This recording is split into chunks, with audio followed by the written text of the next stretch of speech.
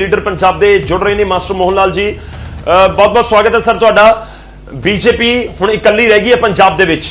2017 ਦੀਆਂ ਚੋਣਾਂ ਦੇ ਵਿੱਚ ਜ਼ਿਆਦਾ ਵਧੀਆ ਪਰਫਾਰਮੈਂਸ नहीं सी, 3 सीटां सी। सब तो पहला तुहाडा रिएक्शन चाहांगे, हुण 117 सीटां या फिर अजे भी भाईवाला नूं मनाउण दी कोशिश दे उत्ते फोकस?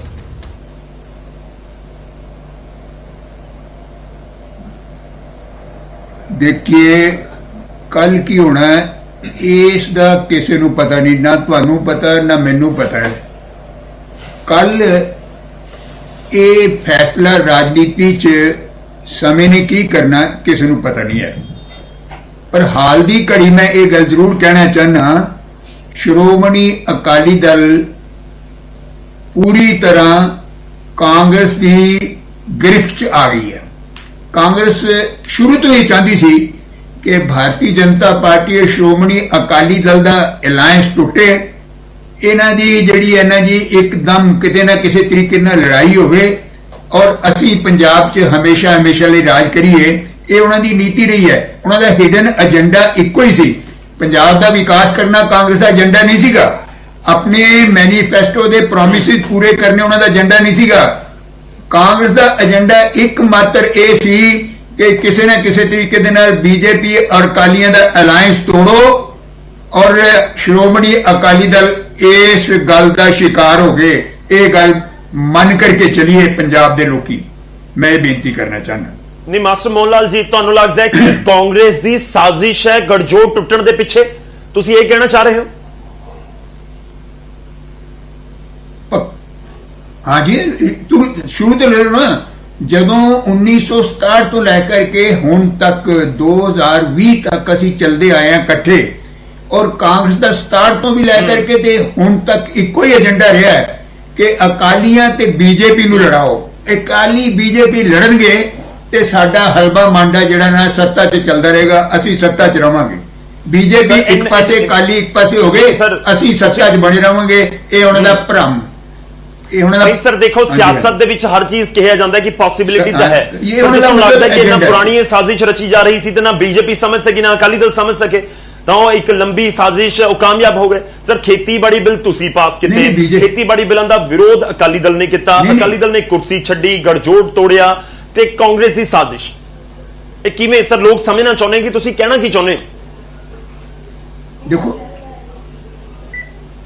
असी मैं ये निवेदन करना चाहना जी, तुहाडे माध्यम नाल मैं ये निवेदन करना चाहना, अकाली पार्टी ने किथे विरोध किया मैनू दसो। एक भी तुसी रिकॉर्ड कढ लो कैबिनेट दियां मीटिंगां दा कि एक भी डाइसेंटिव नोट मेरी मोहतरम भैन हरसिमरत कौर बादल ने अपनी कैबिनेट च किते डाइसेंटिव नोट दिता हो? किते नहीं दिता है।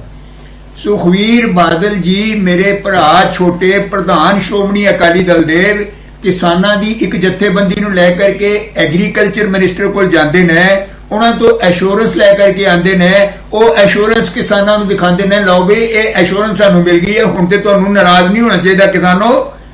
ये बीजेपी जिहड़ी है तुहाडे हित दी गल करदी है।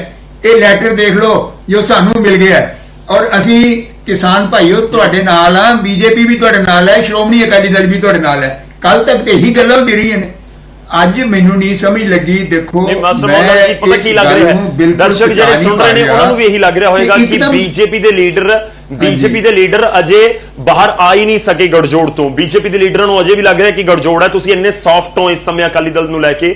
ਸਰ ਅਕਾਲੀ ਦਲ बीजेपी ਦੇ ਉੱਤੇ ਕਿਵੇਂ ਦੇ ਤਿੱਖੇ ਵਾਰ ਕਰ ਰਹੀ ਹੈ? ਸੁਣਿਆ ਤੁਸੀਂ ਬਿਆਨ ਸੁਣੇ ਨੇ ਸੁਖਬੀਰ ਬਾਦਲ ਦੇ? ਉਹ ਕਹਿੰਦੇ ਨੇ ਖੇਤੀ बड़ी पंजाब के खिलाफ है, खेतीबाड़ी बिल जिहड़े हैगे ने पंजाब की किसानी के उत्ते सीधे हमले करती है, पंजाब की बोली के उत्ते बीजेपी हमले करती है। असीं नहीं बीजेपी नाल रह सकदे।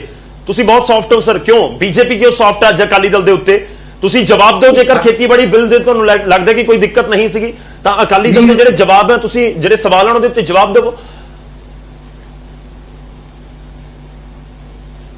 मैं नहीं कह रहा, ये श्रोमणी अकाली दल के प्रधान ते उन्होंने मंत्री ही कह रहे थे कि जेडे आर्डीनेंस लियांदे जा रहे हैं किसानों के हित ने। ये मैं थोड़ा कह रहा, मैं तो अज कहन लगा, कल भी कह रहा सी, परसों भी कहांगा कि जेडे बिल भारतीय जनता पार्टी ने एक्ट के रूप च पार्लीमेंट के दोनों सदनों च पास कराया है, ये किसानों के हित च ने। किसानों नूं गुमराह कर रही है कांग्रेस। ਕਿਸਾਨਾਂ ਨੂੰ ਗੁੰਮ ਕਰ ਰਹੀ ਹੈ, ਗੁੰਮਰਾਹ ਕਰ ਰਹੀ ਹੈ ਆਮ ਪਾਰਟੀ। ਤੁਸੀਂ ਇੱਕ ਕਲਾਸ ਲੈ ਲਓ। ਅਕਾਲੀ ਦਲ ਕੀ ਕਰ ਰਿਹਾ ਸਰ? ਤੁਸੀਂ ਮੈਂ ਦੇਖੋ ਜੀ, ਮੈਂ ਅਕਾਲੀ ਦਲ ਕੀ ਕਰ ਰਿਹਾ ਨਾ ਬਿੱਲਾਂ ਨੂੰ ਲੈ ਕੇ ਕਰ ਰਿਹਾ। ਅਕਾਲੀ ਦਲ ਨਹੀਂ ਉਹ ਅੱਜ ਕਰਨ ਲੱਗਾ ਨਾ ਜੀ। 3 ਮਹੀਨੇ ਪਹਿਲੇ ਤੱਕ ਤੇ ਇਹਨਾਂ ਬਿੱਲਾਂ ਦਾ ਜਿਹੜਾ ਸੀ ਉਹ ਸਮਰਥਨ ਕਰ ਰਹੇ ਸੀ, ਇੱਕ ਕਲਾਸ ਦੀ ਪ੍ਰਸ਼ੰਸਾ ਕਰ ਰਹੇ ਸੀ, ਮੋਦੀ ਸਰਕਾਰ ਦੀ ਪ੍ਰਸ਼ੰਸਾ ਕਰ ਰਹੇ ਸੀ। ਅੱਜ ਜਦੋਂ ਸਾਰੀਆਂ ਕਿਸਾਨ ਜਥੇਬੰਦੀਆਂ ਪੰਜਾਬ 'ਚ ਖੜੀਆਂ ਹੋ ਗਈਆਂ, ਸੜਕਾਂ ਤੇ ਆ ਗਈਆਂ, ਰੇਲ ਰੋਕ ਲਈ, ਸੜਕਾਂ ਰੋਕ ਲਈਆਂ, ਧਰਨੇ ਦੇ ਜਲਸੇ ਕੱਢ ਲਏ, ਜਲੂਸ ਕੱਢ ਲਏ, ਤੇ ਅਕਾਲੀ ਪਾਰਟੀ ਨੂੰ ਲੱਗਣ ਲੱਗਾ ਕਿ ਵੀ ਸਾਡੇ ਥੱਲੇ ਤੋਂ ਜ਼ਮੀਨ ਖਿਸਕ ਗਈ। ਔਰ ਉਹਨਾਂ ਨੇ ਚਲਦੇ ਚਲਦੇ ਸੜਕਾਂ 'ਚ ਫੈਸਲਾ ਕਰ ਲਿਆ, ਅਲਾਇੰਸ ਖਤਮ ਜੀ, ਅਸੀਂ ਨਹੀਂ ਜੇ ਰਹਿਣਾ ਜੀ। ਮੈਂ ਤੇ ਸੁਖਵੀਰ ਜੀ ਦਾ ਬਿਆਨ ਪੜ੍ਹ ਕੇ ਬੜਾ ਹੈਰਾਨ ਹੋਇਆ ਕੱਲ ਕਿ ਜੀ ਅਸੀਂ ਹਰਸਿਮਰਤ ਕੌਰ ਜੀ ਦੇ ਤਿਆਗ ਪੱਤਰ ਨਾਲ ਮੋਦੀ ਸਾਹਿਬ ਤੇ ਇੱਕ ਬੰਬ ਮਾਰਿਆ। ਯਾਰ ਕਮਾਲ ਹੈ, ਮਰਿਆਦਿਤ ਭਾਸ਼ਾ। ਮੋਦੀ ਸਾਹਿਬ ਕੀ ਬੰਬਾਂ ਤੋਂ ਡਰਦੇ ਨੇ? ਤਿਆਗ ਪੱਤਰ ਦੇ ਬੰਬਾਂ ਤੋਂ ਡਰਦੇ ਨੇ। ਅੱਜ ਮੋਦੀ ਸਾਹਿਬ ਸਾਰੀ ਦੁਨੀਆ ਦੇ ਅਨਚੈਲੰਜਡ ਲੀਡਰ ਸਾਬਤ ਹੋਏ ਨੇ। ਅੱਜ ਹਿੰਦੁਸਤਾਨ ਦੀ ਸਿਆਸਤ 'ਚ ਵਿਸ਼ਵਾਸ ਬਣਿਆ ਮੋਦੀ ਸਾਹਿਬ ਦੇ ਕਾਰਨ।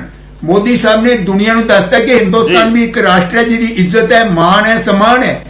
ਔਰ ਕੱਲ ਤੱਕ ਸ਼੍ਰੋਮਣੀ ਅਕਾਲੀ ਪਾਰਟੀ ਵੀ ਇਹੀ ਗੱਲ ਭਾਸ਼ਾ ਬੋਲ ਰਹੀ ਜਿਹੜੀ ਮੈਂ ਬੋਲ ਰਿਹਾ। ਔਰ ਇਹ ਜਿਹੜੇ ਬਿੱਲ ਅਸੀਂ ਲਿਆਂਦੇ ਨੇ ਕੋਈ ਨਵੇਂ ਨਹੀਂ ਹੈਗੇ। ਤੁਸੀਂ ਕਾਂਗਰਸ ਪਾਰਟੀ ਦਾ ਮੈਨੀਫੈਸਟੋ, ਉਹਦੇ 'ਚ ਰਾਹੁਲ ਗਾਂਧੀ ਦੀ ਫੋਟੋ ਹੈ ਬਾਹਰ ਲੱਗੀ ਦੀ, ਔਰ 7 ਨੰਬਰ ਪੇਜ ਕੱਢੋ ਜੀ, ਕਲਾਸ ਕੱਢ ਲਓ, ਮੇਰੇ ਸਾਹਮਣੇ ਲਿਆਓ ਕਲਾਸ। ਉਹਨੇ ਕਿਹਾ ਕਿ ਵੀ ਅਸੀਂ ਕਿਸਾਨ ਨੂੰ ਵਿਚੋਲਿਆਂ ਤੋਂ ਮੁਕਤ ਕਰਾਂਗੇ, ਅਸੀਂ ਇਹ ਮੰਡੀਆਂ ਖਤਮ ਕਰ ਦਾਂਗੇ ਔਰ ਕਿਸਾਨ ਨੂੰ ਸੁਤੰਤਰ ਕਰ ਦਾਂਗੇ ਜੀ, ਆਪਣਾ ਜੋ ਮਰਜ਼ੀ ਕਰੇ। ਅਸੀਂ ਕਿਹੜੀ ਨਵੀਂ ਗੱਲ ਭਾਰਤੀ ਜਨਤਾ ਪਾਰਟੀ ਨੇ ਕਿਹੜੀ ਗੱਲ ਕੀ ਹੈ? ਅੱਜ ਕਾਂਗਰਸ ਨੂੰ ਕਿਉਂ ਵਿਰੋਧ ਕਰਨਾ ਪਿਆ? ਕਾਂਗਰਸ ਆਪਣਾ ਮੈਨੀਫੈਸਟੋ ਆਪੇ ਪੜ੍ਹੇ। ਕਾਂਗਰਸ ਨੇ ਜੋ ਕਿਹਾ ਹੈ ਉਹ 3 ਸਾਲ ਪਹਿਲੇ ਜਿਹੜੇ ਇਹ ਬਿੱਲਾਂ ਦਾ ਜਿਹੜਾ ਸ਼ਾਂਤਾ ਕੁਮਾਰ ਦੀ ਕਮੇਟੀ ਬਣੀ ਸੀ, ਉਸ 'ਚ ਇਹ ਸਾਰੇ ਕ੍ਰਿਸ਼ੀ ਸੁਧਾਰ ਲਿਆਉਣ ਦੀ ਵਾਸਤੇ ਵਿਉਂਤਾਂ ਬਣ ਗਈਆਂ। ਉਹਨਾਂ ਵਿਉਂਤਾਂ ਦੇ ਆਧਾਰ ਦੇ ਉੱਤੇ ਸਵਾਮੀਨਾਥਨ ਕਮਿਸ਼ਨ ਦੀਆਂ ਸਾਰੀਆਂ ਸ਼ਰਤਾਂ ਜਿਹੜੀਆਂ ਸੀ ਇਨ ਬਿਨ ਲਾਗੂ ਕਰਨ ਵਾਸਤੇ ਜਿਹੜੇ ਇਹ ਐਕਟ ਬਣ ਗਏ। ਅੱਜ 3 ਮਹੀਨੇ ਸਮਰਥਨ ਕਰਕੇ ਅੱਜ ਅਕਾਲੀ ਪਾਰਟੀ ਨੂੰ ਲੱਗਣ ਲੱਗਾ ਕਿ ਇਹ ਵਿਰੋਧ ਹੈ। ਕਿਉਂ? ਕਿ ਅਕਾਲੀ ਪਾਰਟੀ ਦੇ ਸਾਹਮਣੇ ਕਿਸਾਨ ਜਥੇਬੰਦੀਆਂ ਸੜਕਾਂ ਤੇ ਉਤਰੀਆਂ। ਨਹੀਂ ਸਰ ਦੇਖੋ, ਇਹ ਚੀਜ਼ ਤੁਸੀਂ ਵੀ ਸਮਝਦੇ ਹੋ ਕਿ ਜੇਕਰ ਪਹਿਲਾਂ ਵਿਰੋਧ ਨਹੀਂ ਕਰ ਰਹੇ ਸੀ, ਜੇ ਹੁਣ ਵਿਰੋਧ ਕਰ ਰਹੇ ਨੇ ਤਾਂ ਉਹ ਤੁਸੀਂ ਇਹ ਨਹੀਂ ਕਹਿ ਸਕਦੇ ਕਿ ਪਹਿਲਾਂ ਕਿਉਂ ਨਹੀਂ ਕੀਤਾ, ਹੁਣ ਵਿਰੋਧ ਕਿਉਂ ਕਰ ਰਹੇ ਹੋ। ਜੇ ਹੁਣ ਵਿਰੋਧ ਕਰ ਰਹੇ ਨੇ ਤਾਂ ਹੁਣ ਤਾਂ ਜੇ ਸ਼ੰਕੇ ਨੇ ਤਾਂ ਦੂਰ ਤਾਂ ਹੁਣ ਵੀ ਹੋਣੇ ਚਾਹੀਦੇ। ਸਰ ਮੈਂ ਤੁਹਾਡੇ ਕੋਲ ਵਾਪਸ ਆਉਂਗਾ, ਮੈਂ ਤੁਹਾਡੇ ਕੋਲ ਵਾਪਸ ਆਣਾ, ਤੁਹਾਡੇ ਤੋਂ ਜਵਾਬ ਲਵਾਂਗੇ। ਹੋਰ ਵੀ ਸਵਾਲ ਬਹੁਤ ਸਾਰੇ ਨੇ। ਸਾਡੇ ਨਾਲ ਇਸ ਸਮੇਂ ਕੁਲਦੀਪ ਵੈਦ ਵੀ ਜੁੜ ਚੁੱਕੇ ਨੇ, ਕਾਂਗਰਸ ਦੇ ਵਿਧਾਇਕ ਨੇ, ਸੀਨੀਅਰ ਲੀਡਰ ਨੇ। ਕੁਲਦੀਪ ਜੀ ਬਹੁਤ ਬਹੁਤ ਸਵਾਗਤ ਹੈ। ਮੈਂ ਗੜਜੋੜ ਦੇ ਉੱਤੇ ਰਿਐਕਸ਼ਨ ਲਵਾਂ, ਪਰ ਸਭ ਤੋਂ ਸ਼ੁਰੂਆਤ ਮੈਂ ਮਾਸਟਰ ਮੋਹਨ ਲਾਲ ਜੀ ਦੇ ਬਿਆਨ ਤੋਂ ਹੀ ਕਰਨ ਜਾ ਰਹੇ ਹਾਂ। ਉਹ ਕਹਿੰਦੇ ਨੇ ਕਿ ਕਾਂਗਰਸ ਦੀ ਇਹ ਸਾਜ਼ਿਸ਼ ਸੀ ਕਿ ਗੜਜੋੜ ਟੁੱਟ ਜਾਵੇ, ਕਿ ਕਾਂਗਰਸ ਚਾਹੁੰਦੀ ਹੈ ਕਿ ਸੱਤਾ ਦੇ ਵਿੱਚ ਜੇ ਰਹਿਣਾ ਹੈ ਤਾਂ ਇੱਕੋ ਇੱਕ ਹੱਲ ਹੈ ਲੰਬੇ ਟਾਈਮ ਤੱਕ ਸੱਤਾ ਦੇ ਵਿੱਚ ਰਹਿਣ ਦਾ, ਕਿ ਅਕਾਲੀ ਦਲ ਬੀਜੇਪੀ ਨੂੰ ਅਲੱਗ-ਅਲੱਗ ਕਰ ਦਿਓ, ਬਸ ਉਸ ਤੋਂ ਬਾਅਦ ਕੋਈ ਚੈਲੰਜ ਨਹੀਂ ਰਹੇਗਾ। ਇਹ ਤੁਹਾਡੀ ਸਾਜ਼ਿਸ਼, ਇਸ ਕਰਕੇ ਗੜਜੋੜ ਟੁੱਟ ਗਿਆ। ਵੈਦ ਸਾਹਿਬ। ਗੌਰਵ ਜੀ, ਪਹਿਲਾਂ ਤਾਂ ਮੈਂ ਤੁਹਾਡੇ ਥਰੂ ਸਾਡੇ ਸਾਰੇ ਪੰਜਾਬੀ ਦਰਸ਼ਕ ਜਿਹੜੇ ਸੁਣ ਵੀ ਰਹੇ ਨੇ ਜਾਂ ਜਿਹੜੇ ਤੁਹਾਡੇ ਚੈਨਲ ਨੂੰ ਬਾਅਦ ਵਿੱਚ ਵੀ ਦੇਖਣਗੇ, ਉਹਨਾਂ ਸਾਰਿਆਂ ਨੂੰ ਬਹੁਤ ਪਿਆਰ ਭਰੀ ਸਤਿ ਸ੍ਰੀ ਅਕਾਲ। ਮੈਂ ਮਾਸਟਰ ਮੋਹਨ ਲਾਲ ਜੀ ਦਾ ਤੇ ਬੀਜੇਪੀ ਦਾ ਬਹੁਤ ਧੰਨਵਾਦੀ ਹਾਂ ਕਿ ਇਹਨਾਂ ਨੇ ਸਾਨੂੰ ਇੰਨਾ ਮਜ਼ਬੂਤ ਮੰਨਿਆ ਕਿ ਅਸੀਂ ਇਹਨਾਂ ਦਾ ਗੱਠਜੋੜ ਤੋੜਵਾ ਸਕਦੇ ਹਾਂ। ਲੇਕਿਨ ਗੌਰਵ ਜੀ, ਇੱਥੇ ਮੈਂ ਮਾਸਟਰ ਮੋਹਨ ਲਾਲ ਜੀ ਬੜੇ ਸੀਨੀਅਰ ਬੀਜੇਪੀ ਲੀਡਰ ਨੇ।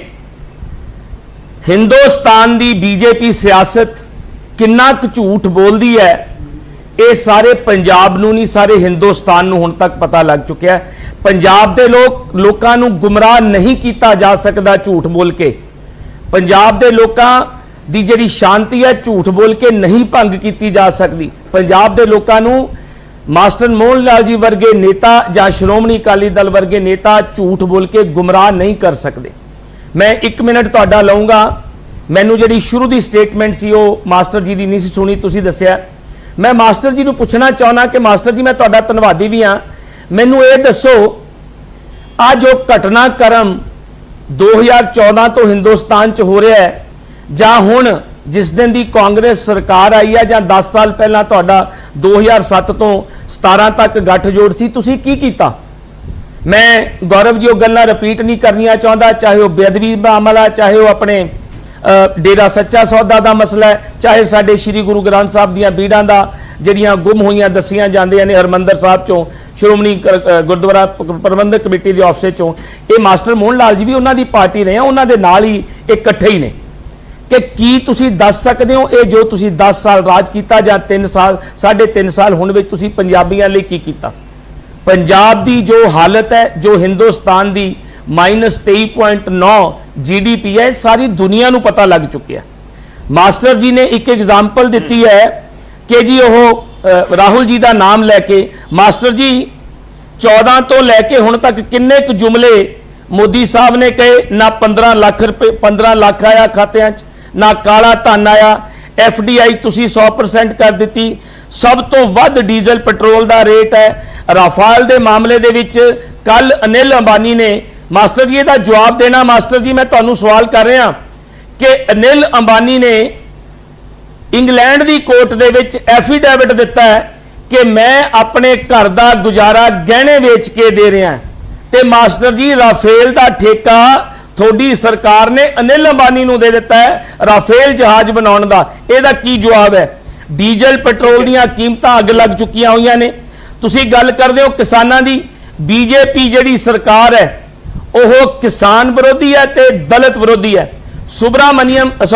ਸਵਾਮੀਨਾਥਨ ਜਿਹੜੀ ਕਮਿਸ਼ਨ ਬਣਿਆ ਸੀ, ਉਹਦੀ ਰਿਪੋਰਟ ਦੇ ਸੰਬੰਧ ਵਿੱਚ ਬੀਜੇਪੀ ਸਰਕਾਰ ਨੇ ਸੁਪਰੀਮ ਕੋਰਟ ਵਿੱਚ ਐਫੀਡੇਵਿਟ ਦਿੱਤਾ ਹੈ। ਬਹੁਤ ਲੋਕਾਂ ਨੂੰ ਨਹੀਂ ਪਤਾ ਹੋਏਗਾ ਕਿ ਅਸੀਂ ਇਹ ਸਵਾਮੀਨਾਥਨ ਰਿਪੋਰਟ ਨਹੀਂ ਲਾ ਸਕਦੇ। ਇਹ ਜਿਹੜੇ ਤੁਸੀਂ ਗੱਠਜੋੜ ਦੀ ਗੱਲ ਕਰਦੇ ਹੋ ਜਾਂ ਸਾਡੇ ਭੈਣ ਜੀ ਨੇ ਅਸਤੀਫਾ ਦਿੱਤਾ, ਇਹਦੇ ਦੋਨਾਂ ਗੱਲਾਂ ਨਾਲ ਕਿਸੇ ਵੀ ਪੋਲੀਟੀਕਲ ਪਾਰਟੀ ਦਾ ਕੋਈ ਸੰਬੰਧ ਨਹੀਂ। ਇਹ ਤਾਂ ਇਹਨਾਂ ਦਾ ਆਪਣਾ ਅਰੇਂਜਮੈਂਟ ਹੈ। ਠੀਕ ਹੈ, ਪੋਲੀਟੀਕਲ ਪਾਰਟੀਆਂ ਦਾ ਆਪਣਾ ਅਰੇਂਜਮੈਂਟ ਹੈ। ਬੀਜੇਪੀ ਨੇ ਹਰਿਆਣਾ ਇਲੈਕਸ਼ਨ ਵਿੱਚ ਸ਼੍ਰੋਮਣੀ ਅਕਾਲੀ ਦਲ ਨੂੰ ਬਾਹਰ ਕੱਢ ਦਿੱਤਾ। ਸੋ ਮਾਸਟਰ ਮੋਹਨ ਲਾਲ ਜੀ ਜਿਹੜੀਆਂ ਗੱਲਾਂ ਕਰਦੇ ਨੇ ਬੜੇ ਸਿਆਣੇ ਨੇ, ਮੈਂ ਸਮਝਦਾ ਬੜੇ ਸਾਡੇ ਸੀਨੀਅਰ ਆਗੂ ਵੀ ਨੇ। ਮੈਂ ਐਕਸਪੈਕਟ ਨਹੀਂ ਕਰਦਾ ਕਿ ਮਾਸਟਰ ਮੋਹਨ ਲਾਲ ਜੀ ਦੇ ਮੂੰਹ ਇਹੋ ਜਿਹੇ ਲਫ਼ਜ਼ ਨਿਕਲਣ। ਇਹ ਤਾਂ ਇਹਨਾਂ ਦਾ ਆਪਣਾ, ਮੈਂ ਇੱਕ ਰਿਐਕਸ਼ਨ ਲੈ ਲਾ। ਠੀਕ ਹੈ ਗੌਰਵ ਜੀ, ਇਹਨਾਂ ਦਾ ਤਾਂ ਆਪਣਾ ਇੰਟਰਨਲ ਅਰੇਂਜਮੈਂਟ ਹੈ। ਮੈਨੂੰ ਤਾਂ ਮਸਲਾ ਕਿਸਾਨੀ ਦਾ ਹੈ ਕਿ ਸਾਡਾ ਕਿਸਾਨ, ਗੌਰਵ ਜੀ ਇੱਕ ਮਿੰਟ, ਸਿਰਫ 30 ਸੈਕਿੰਡ। ਸਾਡਾ ਮਸਲਾ ਤੇ ਇਹ ਹੈ ਕਿ ਸਾਡਾ ਪੰਜਾਬ ਕਿੱਦਾਂ ਬਚਦਾ, ਸਾਡੀ ਪੰਜਾਬੀ ਕਿੱਦਾਂ ਬਚਦੀ ਹੈ, ਸਾਡੀ ਕਿਸਾਨੀ ਕਿੱਦਾਂ ਬਚਦੀ ਹੈ। ਮਸਲਾ ਇਹ ਹੈ, ਕੋਈ ਗੱਠਜੋੜ ਕਿੱਥੇ ਹੈ ਜਾਂ ਨਹੀਂ ਹੈ। We are not. ਠੀਕ ਹੈ ਸਰ, ਮੈਂ ਤੁਹਾਡੇ ਕੋਲ ਵਾਪਸ ਆਉਂਗਾ। ਮੈਂ ਤੁਹਾਡੇ ਕੋਲ ਵਾਪਸ ਆਉਂਗਾ ਸਰ। ਤੁਹਾਡੇ ਮੈਨੀਫੈਸਟੋ ਨੂੰ ਲੈ ਕੇ ਬੀਜੇਪੀ ਅਕਾਲੀ